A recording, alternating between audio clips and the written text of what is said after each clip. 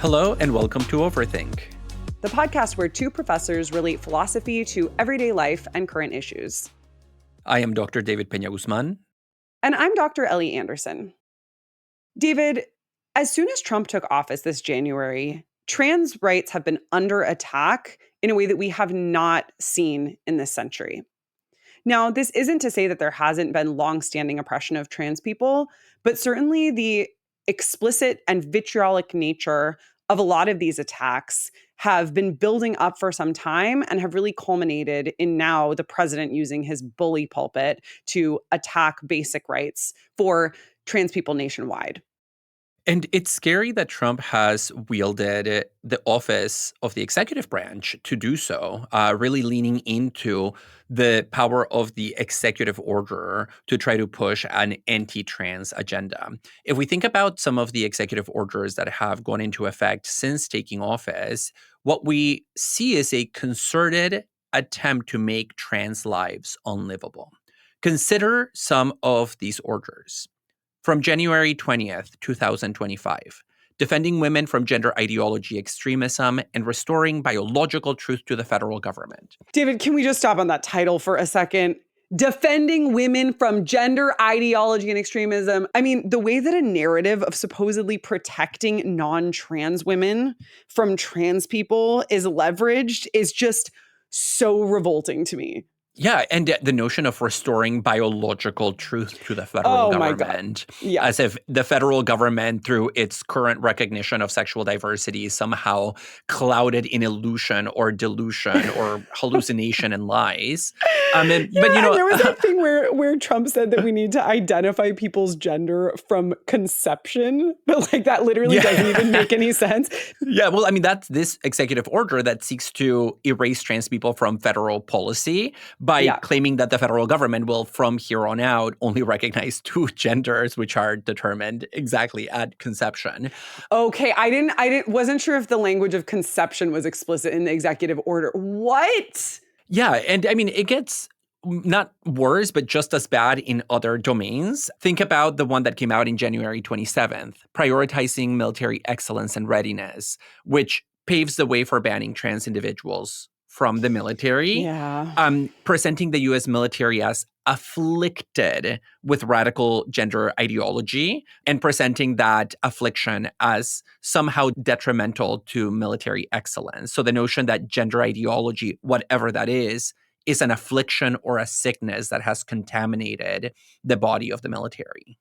And these are not the only transphobic executive orders that Trump has signed in just like the first weeks of his presidency alone. There's also that one about keeping men out of women's sports. And there was that photo of all of these little non-trans girls like surrounding him as he signed this, as though the biggest threat to their well-being was like boys pretending to be girls playing their sports and causing them to lose. Like, are you kidding me? Yeah, no, that's horrifying. The picture, I think, speaks volumes to the gender ideology that Republicans are actually trying to reinstate. And that image in particular reminds me of an argument that Sarah McBride, who is the first openly transgender member of Congress, a remark that she made at a podium at an HRC event, also in February, which is that the irony in a lot of this rhetoric, of course, is that even though non-trans women are being used as pawns for transphobia, the policies that are being passed in their name actually opens them up to harassment and potentially really gross and invasive inspection. So it's those same young women who are surrounding Trump who suddenly become vulnerable and susceptible to really awful forms of gender inspection if they decide to pursue sports. The idea that the administration is interested in protecting any women's rights is completely absurd, and that extends to girls as well. And I mean, you're right that we have to have an intersectional analysis between the kind of transphobia that we're seeing and the misogyny writ large that is also part of this, right? And those are sometimes intersecting, sometimes separate. You know, one way that I think it's valuable to be thinking about these assaults on trans rights right now is in terms of a framework that the author and trans activist Dean Spade talks about. And this is the 4 pillars model for social justice.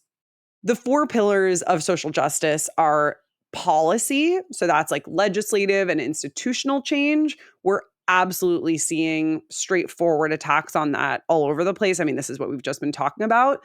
The second pillar is the pillar of consciousness, which has to do with shifting paradigms and public opinion. And I feel like now we're seeing more and more polarization of this pillar of consciousness than we ever have before. We've had, on the one hand, in recent decades, a left that has been increasingly vocal about trans rights, and especially a lot of young trans people coming of age and speaking about their experiences. And then on the other hand, increasingly overt attacks against the very humanity of trans people from the right. There was an article that came out recently from the professor and trans activist Jennifer Finney Boyan, who writes about how she went through her transition back in 2000 and, quote, no one had yet been issued formal instructions on why to hate me. But Oh nowadays, God. they basically Yeah. have, right? Like the discourse on the right has given people formal instructions for how to hate trans people. And so this pillar of consciousness is in horrible shape. Then third, you have the pillar of service, which has to do with direct support for survival needs. We're also very much seeing that under attack.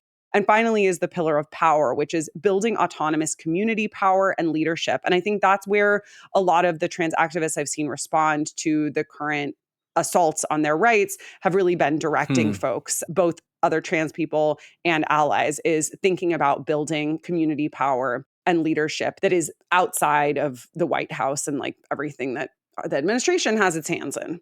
Yeah, no, outside of traditional systems of power. And actually, I really like the pillar of service that you mentioned is about direct support for survival needs. And I think we also see that under attack in one of the executive orders that came out in January, which is the protecting children from chemical and surgical Yeah. mutilation, which the term mutilation for gender affirming care is flabbergasting. Mm-hmm. But also the actual legal content of this order, which aims to restrict access to that care for young people, especially those under the age of 19. So when we talk about literally the survival needs of trans people being on the line, I think we need to underscore that we mean that in the most literal sense possible. And only by drawing attention to that literality, that lives are at stake with these executive orders, can we get a sense of the urgency of the problem. And the urgency of this issue, I think, is coming at a time when philosophy as a discipline has been increasingly interested in explorations of trans identity and trans rights in recent decades. We've really seen the burgeoning of this new field of trans philosophy. There's a great new edited volume that came out this year called Trans Philosophy, co-edited by some excellent folks, including Perry Zern, whom we've had on the podcast before, and Talia Mae Bettcher, whom we're going to be speaking to very shortly. There may be a kind of sense of, well, philosophy is interested in all of these ethical, epistemological, ontological questions of what it means to be trans and what it means to overcome transphobia. And I think we should resist the temptation to assume that that kind of theorizing that is happening in trans philosophy is at a remove from the actual on the ground questions and concerns that we're seeing in our political sphere, right? I think, David, you and I both think that theory and praxis are deeply interwoven. And so, although we have limited resources, I really think thinking about trans identity from a philosophical perspective, trans rights from a philosophical perspective, overcoming transphobia, and also thinking about these pillars. I would say maybe that first one has to do with the pillar of consciousness, but these other pillars, the pillars of policy, service, and power, can all be emphasized as well, even as we as philosophers think about some of the more theoretical questions.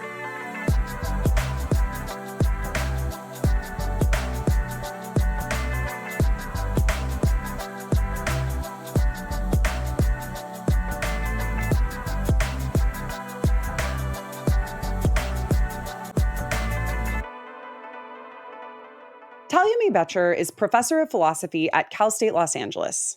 One of the founders of the field of trans philosophy, Dr. Bettcher has written multiple articles on the subject and is the author of the new book, Beyond Personhood, an essay in trans philosophy.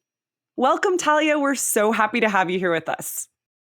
I'm so happy to be here, Ellie and David. I'm looking forward to our conversation. So are we, because it's not only a philosophically very intriguing conversation that we're about to have, but it's also politically pressing. And Talia, I want to begin by asking you to reflect on our current political moment, because we are witnessing constant threats to trans people's basic rights.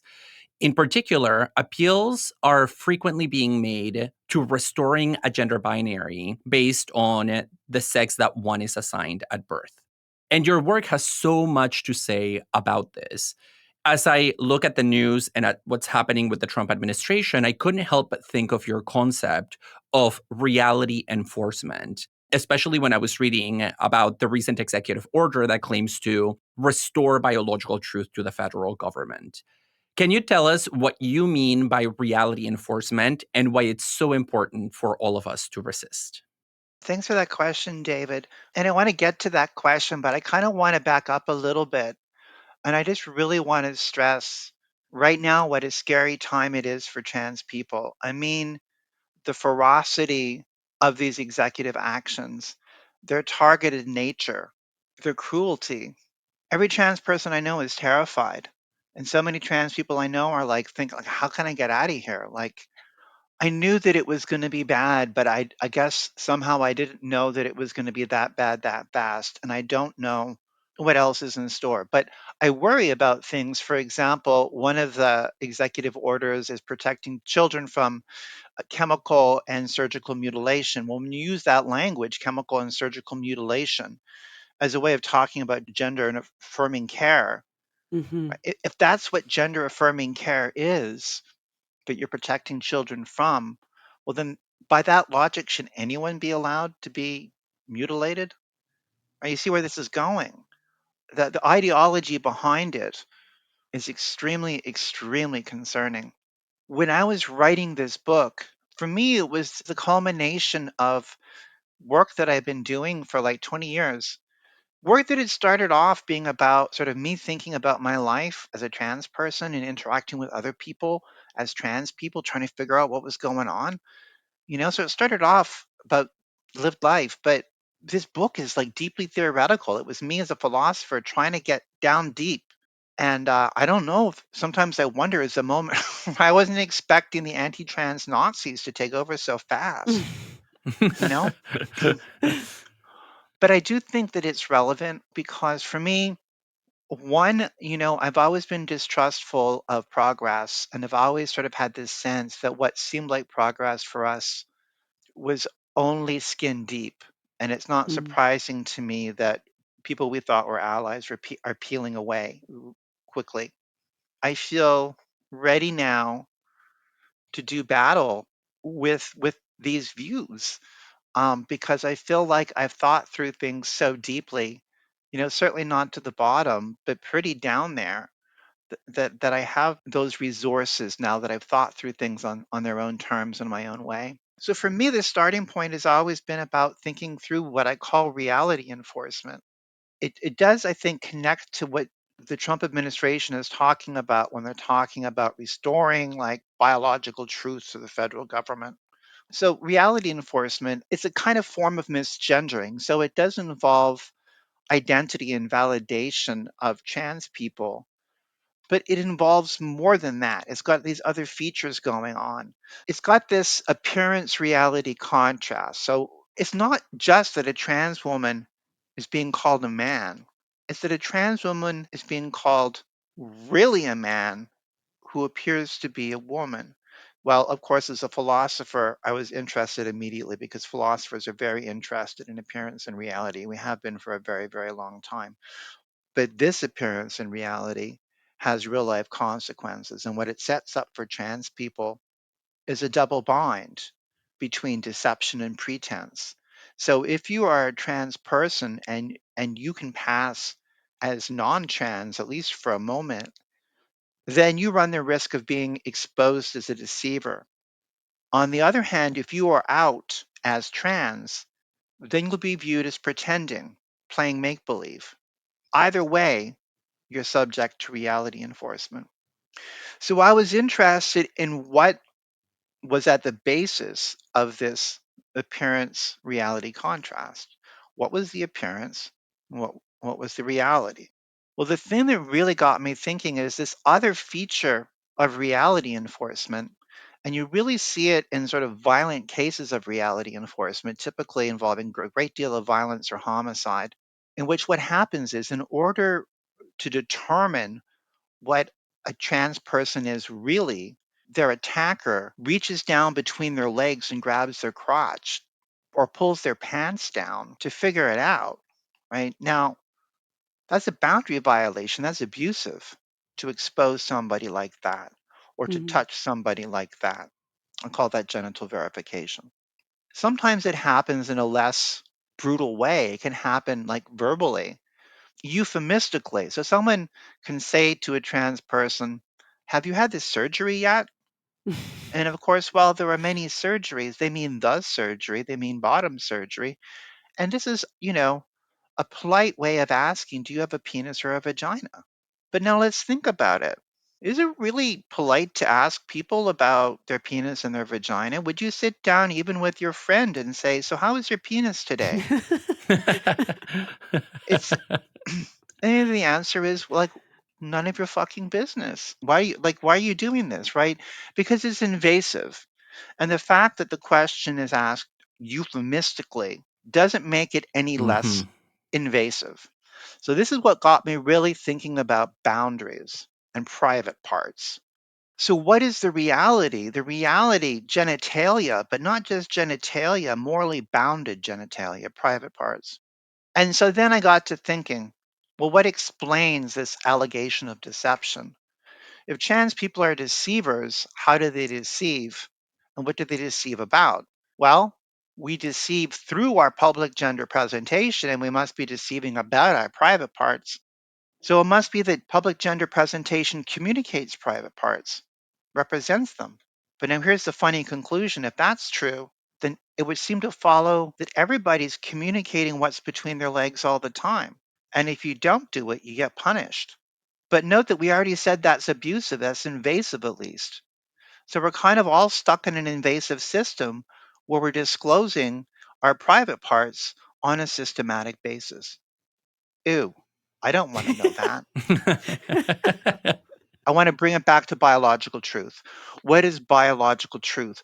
What is the reality? Right? What is truth that is disclosed in this situation? Right?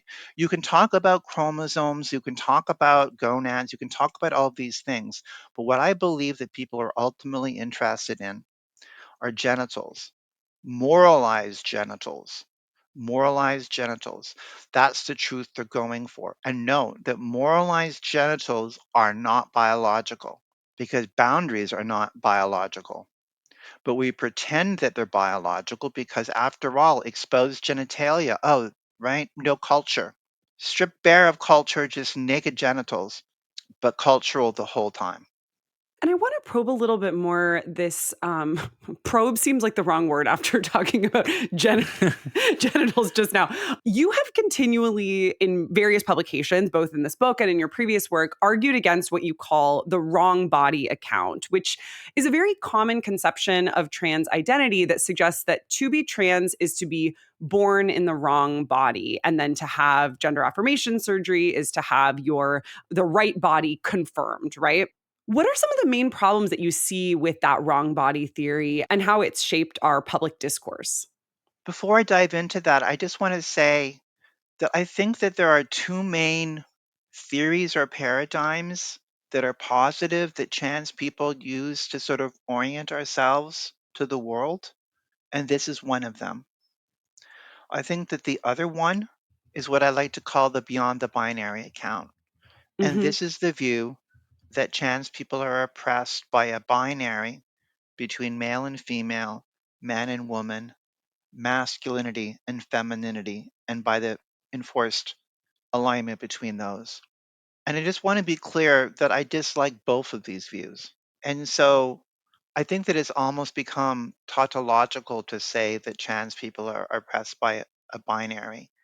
And while I do think that's partially true, I don't think that that tells the whole story. So, in writing this book and in my explorations as a philosopher have been about dissatisfaction with these leading views and wanting to tell a different story. So the wrong body account, as I see it, consists in a couple of claims. I mean, there are really different versions of the account, but the first part endorses what I like to call the sort of incongruence thesis, and it posits an incongruence between an internal sort of representation one's sense of self as a woman or a man and an external material reality, typically the body.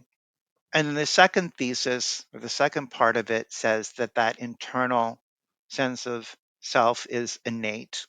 And then the third part, and this is a bit more controversial, but I think often when used by trans people, that the innateness of this internal sense of self as a man or a woman is used to validate claims to belong to this or that gender category.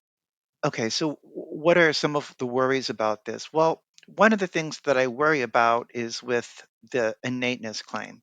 And I'm worried about that. Certainly, if you think that your self identity as a woman or as a man is innate, and part of that self identity includes things that are cultural and maybe problematic, say from a feminist perspective, then we could be going down a bad path.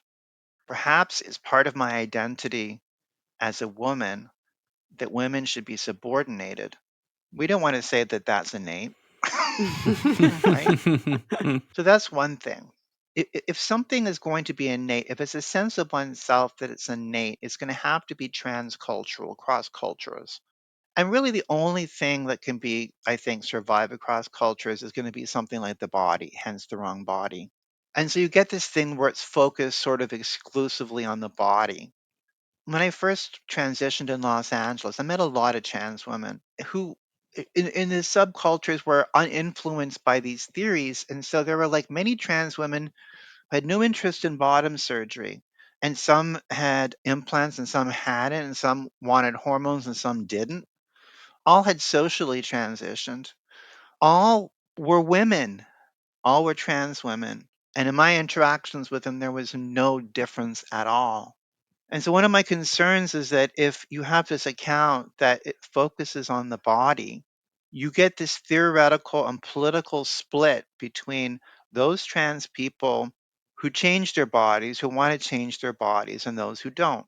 It just seemed to me not to contradict my actual experience of like what I was coming across in my interactions with trans people in Los Angeles. So I think it's politically problematic. I think it's phenomenologically problematic for a couple of reasons. In my experience, right, if you're having like dysphoric issues around your body, it's not that you have exclusively dysphoric issues around your body. You have dysphoric issues around other stuff too. I do, right? I mean, like I have issues around like sort of ways you interact with people. Interpersonal modes of interaction can induce dysphoria. Heck, the way that I look at an outfit can induce dysphoria. Like, oh my God, I look like a man. Hearing my old name can induce dysphoria, right? And these are cultural phenomena. So you got the body, but you got this other stuff, and that's got to be included. So then if it's included in the case of like the folk who maybe don't have a lot of bodily dysphoria, and it's included in the case of folk who do, why are we forcing this into different theories of dysphoria? You see what I'm saying? And then finally, I think that often, not often, but at least in some cases for trans people who have, negative phoria investments in their body can sometimes be mitigated through cultural intervention, right? And I'm thinking of like, for example, recoding practices. So for example, in a sexual erotic arena, what might in the dominant world constitute a vagina is in this context a boy hole. Or what might be an anus in the dominant world is a pussy in the subcultural realm. And it's not just a renaming, it sort of circulates differently in terms of sort of like the erotic practices, right? And the intimacy practices that are going down there.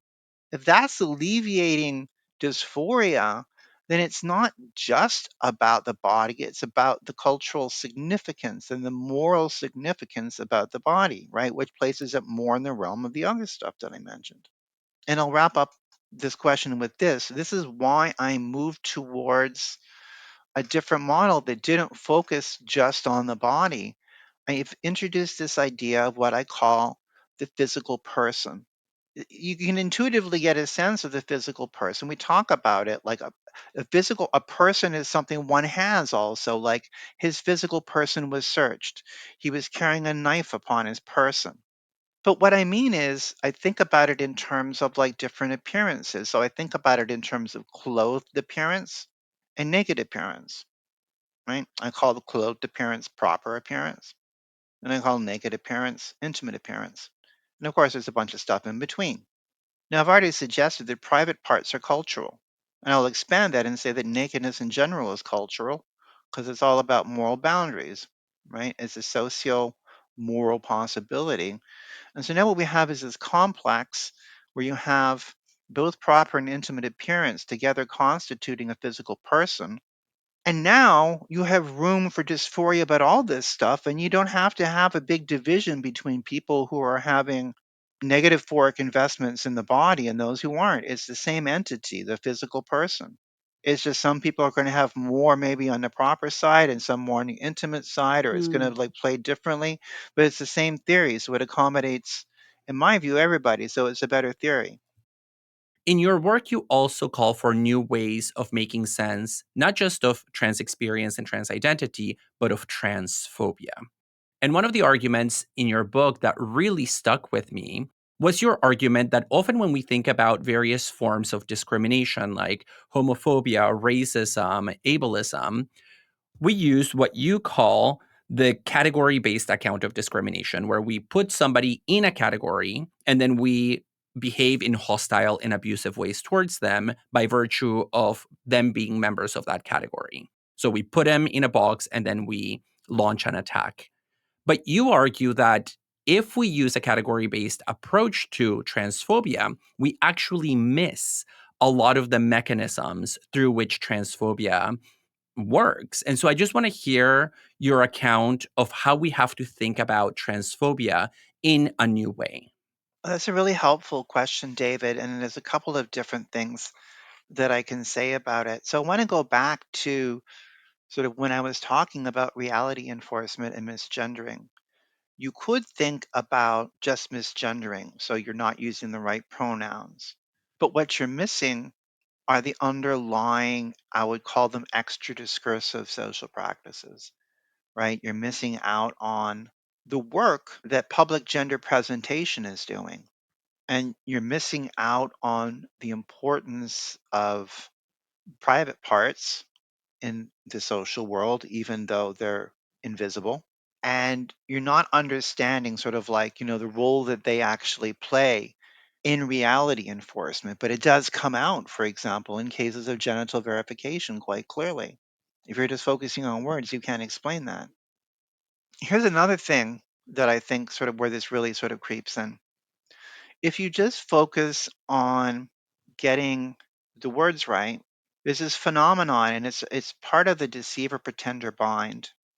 Sometimes what can happen is a person goes, "Oh, that person is really," and they just make fun of you, and they think that you're just like, delusional and pretending, etc.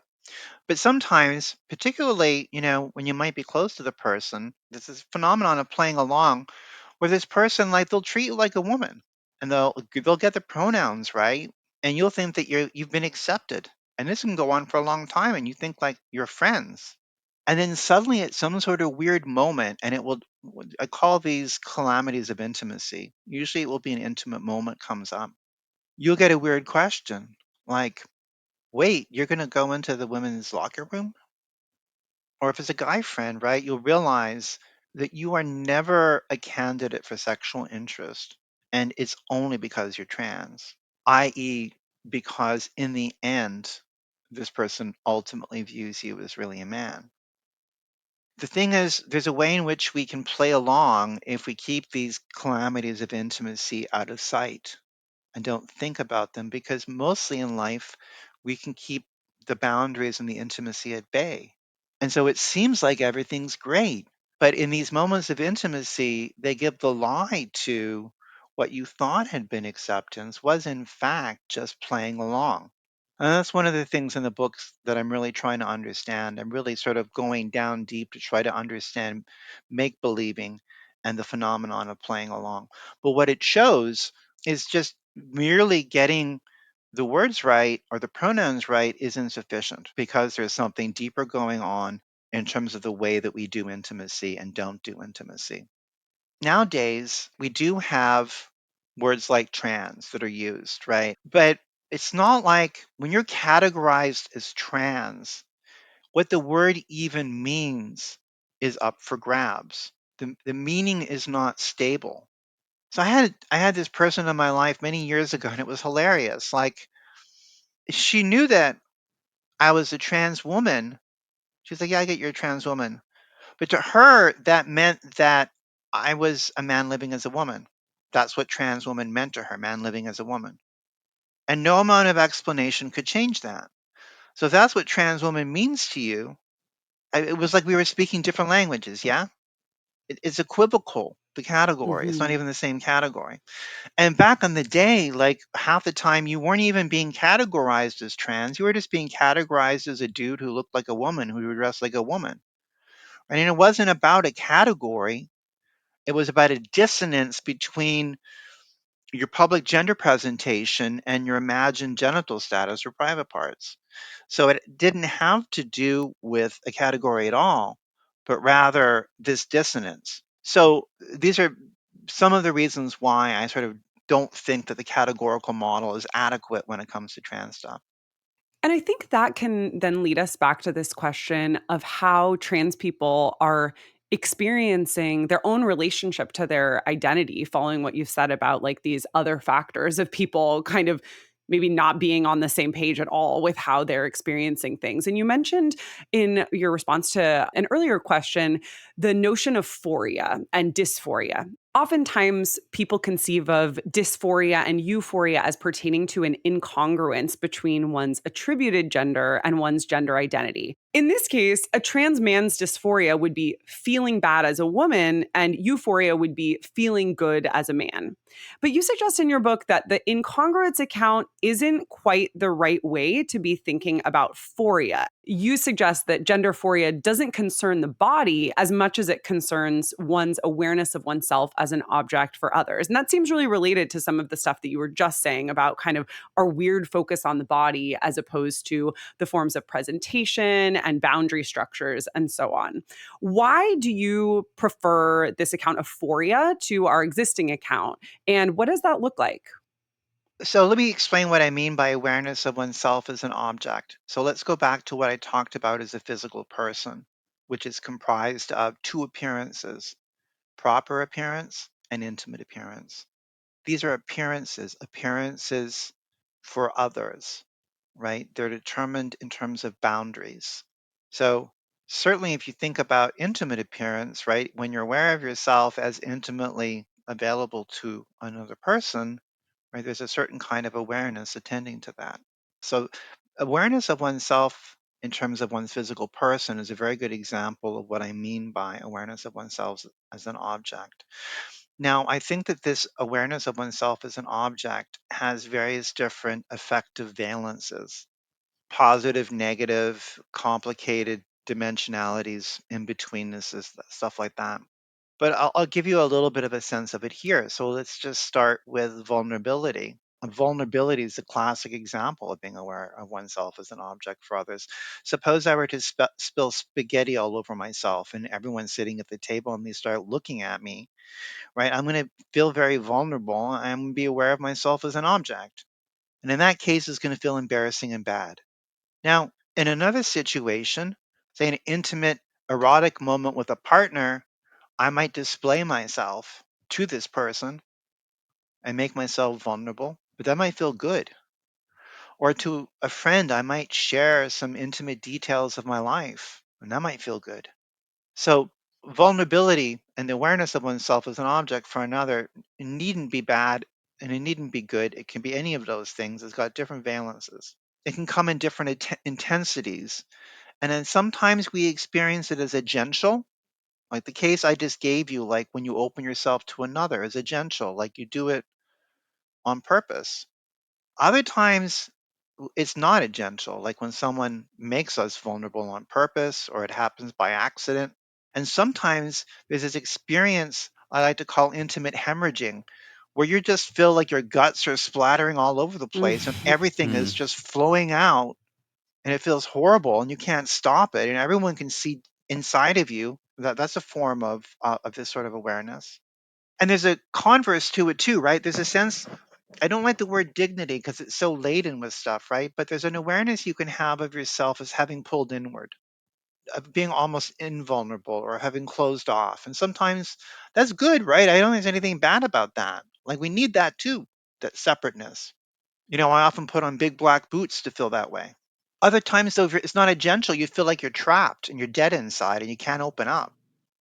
And you can throw in all sorts of stuff. There's temporality. You're anticipating vulnerable. You kind of already feel vulnerable. I think a lot of this sort of these effective investments that concern these boundaries, all of this is going to be gendered in a gendered society. Certainly the physical person is structured by these differentiated boundaries. You have female nakedness and male nakedness. You have female proper appearance and male proper appearance. And you're going to have these different effective investments in it. And then I think that for trans people, you have these investments that go against the grain. I want to go back to the incongruence model and what I mean by it, because I think that there's more to the incongruence account. It's not just that a trans guy feels bad as a woman and feels good as a man.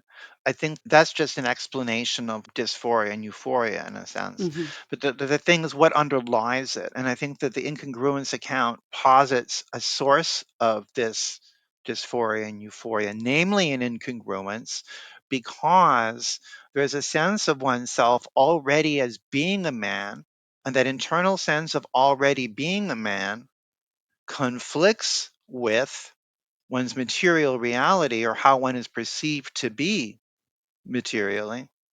And then the trick is to achieve this congruence between those two things by changing the outside so that it matches the inside. And so what you get in that is a before and after picture. You get before unhappy because the external doesn't match the internal. We change the external to match the internal, and now we're happy. So one of my many complaints with this account is that many trans people after the transition still experience dysphoria. There shouldn't be any dysphoria anymore once you've gotten rid of the incongruence. Talia, I cannot let this interview end without asking you about what I take to be the most radical dimension of your work. Because your book calls for nothing short of a complete overhaul of some of the concepts that have grounded the history of philosophy when it comes to thinking about experience and identity. In particular, the concepts person and self. Now, instead of persons and selves, you call for a theory of what you call interpersonal spatiality that is related to us being interpersonal objects for one another in a kind of public space. So, the question that I have for you here as we come to the end of our interview is why do these traditional concepts of person and self need to be overcome in favor of this interpersonal spatiality theory? Here's why. Because in order to make sense, properly speaking, all the way down, of trans oppression and trans experiences of phoria, we can only do it with interpersonal spatiality theory. We can only do it by rejecting the concepts that we have now in philosophy. That is to say, the concepts that we have now are wholly inadequate to the task. So that's the short answer. Let me give you a longer answer by explaining what interpersonal spatiality theory is. I've been talking a lot about boundaries, private parts, nakedness, intimate appearance, things like that. And I've been talking about interpersonal sentiments, these effective investments, things like vulnerability and dignity and stuff like that. Interpersonal spatiality is the idea that all of our sensory encounters and all of our discursive encounters admit of closeness and distance. And this is to be explained by appealing to boundaries on sensory access, on discursive access.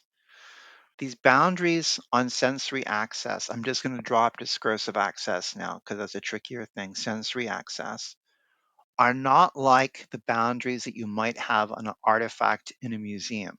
That's to protect the artifact in the museum, and it's just don't cross the fucking boundary. That's it, period. These boundaries are meant to be crossed under certain circumstances. They are what make intimacy possible. They're there so that they can be traversed under certain conditions. But in order for intimacy to be possible, under standard circumstances, they need not to be crossed. They need to be observed. However, when you do cross them when they're supposed to be observed, you violate them. And what you're doing is you're undermining the possibility of intimacy. Now, the theory is more complicated because I do think that what's important are these notions of gestures, ways in which we enter into a dialogical play to actually negotiate intimacy with each other or to negotiate distance with each other. But I'm just going to put that to the side for now. Here's the basic idea, right? You're going to need more than one boundary. You're going to need kind of like a boundary system. And people don't often think about this, but boundaries on sensory access govern our lives, right? Like, don't stare at strangers, right? We take that for granted. We just do it. We've been trained into it, but just like don't do it. And when you're talking to a colleague, for God's sakes, don't stare at their crotch. You don't have to even be told that. And also, don't talk about their crotch. These are just boundaries we take for granted. They're implicit and they regulate the way that we negotiate the world. Taken for granted, but there. And they pop into salience when they're violated or traversed in intimate moments. So I say these boundaries are necessary in order for interpersonal spatiality to be so much as possible. We need them. But which boundary system you have, well, that's contingent. Because Mhm. think about it. You can just go to a different country, like just, go to a different continent, and people might stand closer. It might be a social practice to kiss each other, hello and goodbye, everyone, and it's completely fine. And this is where it gets really interesting. The first thing that Columbus noticed in his journals when he met indigenous folks was precisely what he took to be their lack of attire, their lack of clothing, or their lack of a proper appearance. So they didn't appear to have anything in our system that we would call our proper appearance and our intimate appearance, right? They may have had a whole other different system. But we have a particular system that I like to call the folk system that we take for granted. So, what I'm suggesting is this is the framework that we need to understand things like reality enforcement and to really properly understand transphoria. And now I'm suggesting that it contests or requires us to reject fundamental philosophical notions like person, self, and subject. Why? So here's my metaphilosophical approach to this. You look at philosophical discourse, you see these words floating around that are used. And you'll notice the words like person, self, and subject don't start getting used until modern philosophy, around the time of Locke. Certainly person and self, used in the way that we use them now. Subject's a little bit trickier. It's got a more ancient use, and then it's got a more contemporary use where it contrasts with object. Sort of starts getting funneled a little bit through Kant. You see it a little bit earlier. Okay, so these words are being used. Why are they being used?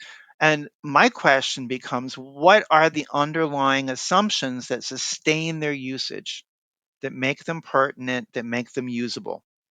The idea then is that interpersonal spatiality theory, the theory I'm advancing in the book, requires that we give up those assumptions that sustain the deployment of those concepts. This is where the book gets really, really opaque in parts. But I'm going to give you one assumption that I think is not that opaque, right? And they're actually twin assumptions.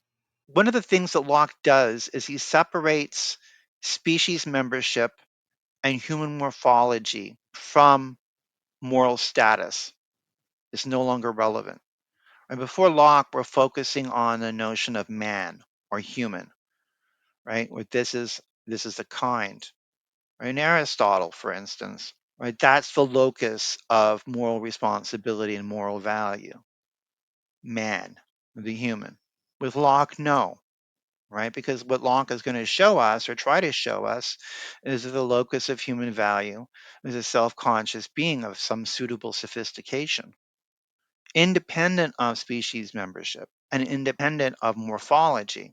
So that's part of it. So you get two moves. You get species and morphology irrelevance, and you get also with Locke the centrality of self-awareness for delivering some kind of moral status. So for Locke, you get person equals self, roughly speaking. It's selfhood that delivers personhood. Now, some people have worried about this, particularly if you set the bar high for self-awareness, right? That it's going to leave out human beings that we would want to include, right? What if they don't meet the high bar, right? You Mm-hmm. can always lower the bar. You can play with the bar. But what about, say, a family member who's now in a permanent vegetative state? You might think, well, wouldn't it still be wrong for I'm going to be really graphic here, so trigger warning. Wouldn't it be wrong for an intern to have sex with them?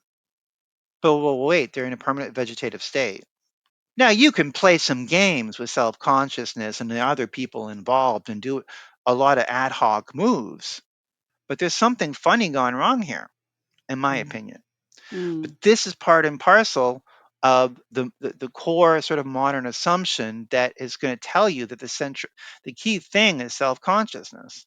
And my move is to say no, it's boundaries. And in a particular system, morphology is going to be relevant. Like in the folk system, when we determine when something's an interpersonal object, we do it on the basis of cues and we select into those things. So it is precisely in this case of sort of our relative who is now in a permanent vegetative state has been selected into cues, has been selected into boundaries that regardless of their mental state are still subject to boundaries, regardless of how relational you want to make yourself, the concept self. And I know there are a lot of moves to talk about the relational self, the social self. You still start with a self. It's still like self, right? It's your fundamental unit. I start with the relation. The relation is primary, given in the boundary, because the boundary is going to always presuppose at least two. Well, Talia, there is so much more to talk about in this book. I have a lot of thoughts on the relationality question here that you just ended us with. We're so grateful for your time here. We really recommend your work, including your new book, Beyond Personhood. And yeah, thank you so much for joining us today. Thank you very much for having me. I've loved the conversation. Thank you both, David and Ellie. Overthink is a self-supporting, independent podcast that relies on your generosity. By joining our Patreon, you can gain access to our online community, extended episodes, and monthly Zooms. If you'd prefer to make a one-time, tax-deductible donation, you can learn more at our website, overthinkpodcast.com. Your support helps cover key production costs and allows us to pay our student assistants a fair wage. Ellie, that was a rich conversation about trans philosophy. Tell me your initial reactions to this. I mean, I've literally wanted to have Talia on the podcast since we started it. And then when I found out that her new book was being published, I was like, yes. So I've been so excited to talk to her. I love the way she thinks. I just find her such an amazing thinker. And I would love for us to reflect a little bit now on how some of the, as she put it, dense or sometimes even opaque ideas in the book, this is a challenging book in a lot of ways, can help us think about our current political moment. I mean, I know we have literally 3 minutes here at the end of the episode or something, but what do you think, going back to maybe those 4 pillars that Dean Spade mentions that we talked about at the beginning, are there any ideas from Talia's book that you feel like are particularly helpful for us reframing or strengthening any of those pillars? Reframing a pillar is bad. Yeah. Okay. Over to you, David. Do we bolster a pillar? Who knows? So if I were to choose a pillar, I would focus on the one about consciousness, about our social imaginary around questions of trans identity pillar of and gender and consciousness. sexuality. Yes. And 2 ideas that I think are really good from the book for that, and that helped me actually clarify some of my thinking around this issue, are one, her account of transphobia as something that happens through the portrayal of trans individuals as pretenders and deceivers. This notion that there's something about trans individuals that makes them epistemically unreliable because they're trying to manipulate appearance in order to trick others into believing something that is false. And so if you think about the relevance of a lot of those terms, deceiving, belief, false belief, in a philosophical register, it almost seems as if trans individuals appear as the nemesis of philosophical thinking itself. And so understanding how this portrayal of transness guides our thinking collectively really helped me think about what it would mean to bolster that pillar of consciousness. And the second concept that I also found very illuminating is her concept of moral sex. That this obsession with the genitals has nothing to do with biology, as we are led to believe by our political leaders and by other transphobes.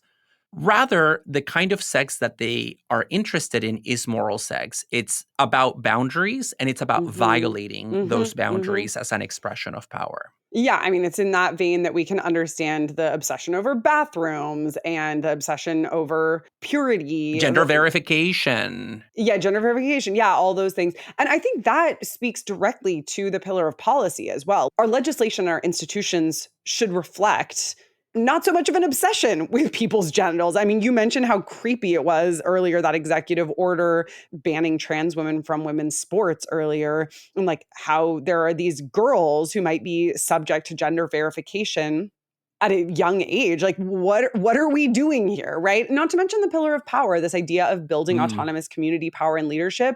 It's so important that we see trans philosophers like Talia encouraging us to rethink our conceptions of gender and identity in order to better reflect the inclusion of trans people in those frameworks.